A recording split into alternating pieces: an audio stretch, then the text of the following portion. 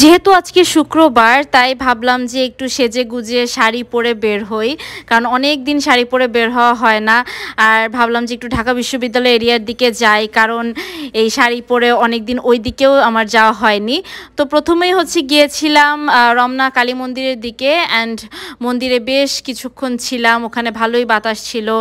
তারপর মন্দির থেকে বের হয়ে সামনেই দেখলাম যে অনেকগুলো দোকানের মতন, অ্যান্ড ওইখানে এই লুচি, সবজি, ডাল অ্যান্ড পিঠা আরও অনেক কিছু বিক্রি করছিল। আমি যতবারই এই মন্দিরের এরিয়ার দিকে যাই ততবারই এই লুচি সবজিগুলো দেখি, কিন্তু কখনোই এই ভিড়ের কারণে আমার খাওয়া হয় না। মানে আমি লাইন ঠেলে আমি যেতেই পারি না।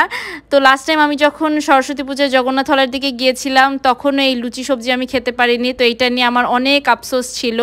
খুব ছোটোবেলায় এটা আমার খাওয়া হতো। তো আজকে যখন দেখলাম যে তেমন একটা ভিড় নেই, একদমই ফাঁকা, তো একদম আমি তাড়াতাড়ি করে এটা অর্ডার করে ফেললাম। আর এখানে 2 পিস লুচি ছিল, আর আমি কোনো আলু নেইনি, শুধু ডালের তরকারিটা নিয়েছিলাম। প্লেট ছিল 50 টাকা। এরপর আমি একটু এই সোহরাওয়ার্দী উদ্যানের দিকে গেলাম, যেহেতু এখন এই উদ্যানের মধ্যে প্রচুর স্ট্রিট ফুড বসে, তো অনেক রিলস দেখলাম। যাই হোক, অনেক দিন ধরে ফুচকা খাওয়া হয়নি, তাই শুরু করলাম এই ছোট ফুচকা বা পানিপুরি দিয়ে। অ্যান্ড এই পানিপুরিটা তো খুবই মজা ছিল, একটু ঝাল ঝাল ছিল, যদিও আমি ঝাল তেমন একটা খেতে পারি না।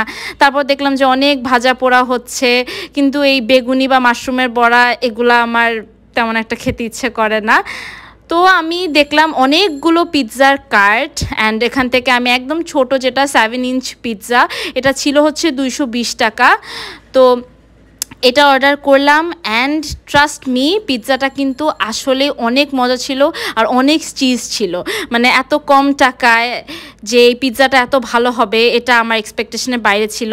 তারপর এইটা আমি অনেক রিলসে দেখেছি, অ্যান্ড আজকে এটাও গিয়ে দেখলাম। আমি জানি না এটাকে কি বলে, গোলা আইসক্রিম না কি জানি না। তারপর ভাবলাম যে এটা একটু ট্রাই করি, কারণ সবসময় দেখে এসেছি, অ্যান্ড তোমরা আমার এক্সপ্রেশন দেখেই বুঝতে পারছো যে খুবই খুবই বাজে ছিল এটা, আমার একদমই ভালো লাগেনি। এইটুকু একটা জিনিস 50 টাকা ছিল। তারপর আরও কিছুক্ষণ ঘোরাঘুরি করে দেখলাম অনেক এখানে চিংড়ির মাথা ফ্রাই করতেছিল, এইটা ছোটোবেলায় আমি খেতাম।